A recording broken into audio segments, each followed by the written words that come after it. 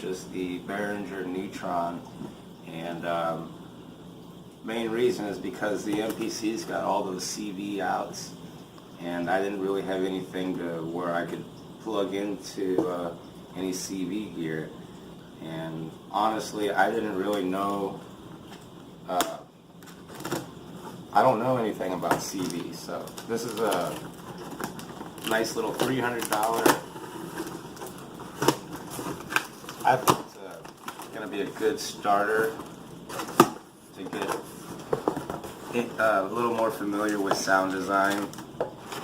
I do have like a Novation Peak and some other synthesizers, but as far as, let me show you this here, it's a nice little box.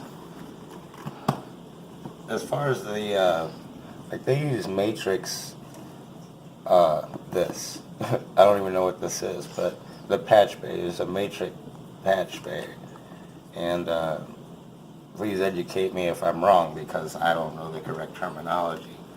But it's just going to be a little easier for me to plug something into oscillator 1 or out of oscillator 1 into the shape or into the VCF or VCA, which I'll go over all these here because I'm just reading letters right now. I don't even know what that is. So I'm going to put this down here. Order from ZZ or Zounds. They didn't send me any candy, but that's okay. Go ahead and carefully open up this box here, and right off the bat, you know, not so recently I've learned to appreciate the user manuals. I like to have the digital copy, the physical copy. Doesn't look like much, but it's some kind of literature with some kind of graphs and stuff. You know, I'll get into all this. I have MIDI settings, and yeah, that's gonna be all good. And sometimes I'm at work and I can put that nice little sticker. It's really cool. Behringer just made some cool stuff, and a lot of people are saying, oh, they use cheap this or cheap that. Let me tell you what. The only thing cheap about this is nothing. I own a lot of gear, and this thing looks chunky. Got its own power supply. You know the deal, guys. It's clicky. Slowly but surely, we're getting into the good stuff. Now, how cool is that? Behringer. They usually, I bought a lot of stuff from a lot of different people. Show the dog. She had to. Anyway, oh my goodness. So, in case if I want to get like a different rack case for this, it's got a little extension thing. I don't know. Hopefully I can just turn this on and play. Oh, look at how cool that is, man. Send you all CV wires. So you can just start playing right off the bat. You know, I was worried that, because I don't have any of these. So look at that. That's slick, man. That's real classy, man. My first Behringer product, and I can't say that I'm disappointed with any of this. The box is thick. Not a cheap little box, you know what I'm saying? It's got inputs, outputs. Look, let's look at this thing. Ever so carefully. It's like a new baby. It's got good weight, and it is cold, so that means it is definitely metal.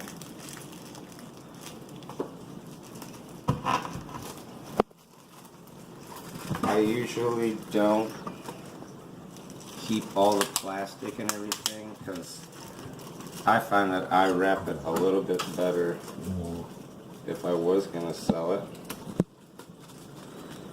but I'd never do that.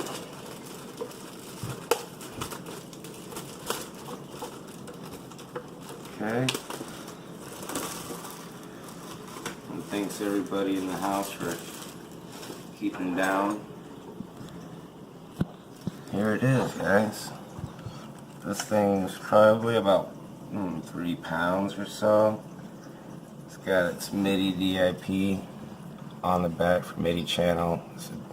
I kind of know about these. These are like MIDI channel 1, 2, 3. This headphone power. That thing is chunky and it's hard to turn. It's real grippy. That's the only things on here. Input and output. So I'll probably most likely go out of this into my Novation Peak. Good idea, huh, Pen? So yeah, so literally be the first time I plug and it feels good. I like to go over all these things here. There's not, you would have to really zoom in to see any kind of wobble on here. This is chunky. You don't have to worry about this. This is chunky. The buttons are nice and soft. It looks really cool. I do know that some people are saying something about you can take this off, this faceplate, and underneath here you can tighten some things up and give it a little crunchier of a sound.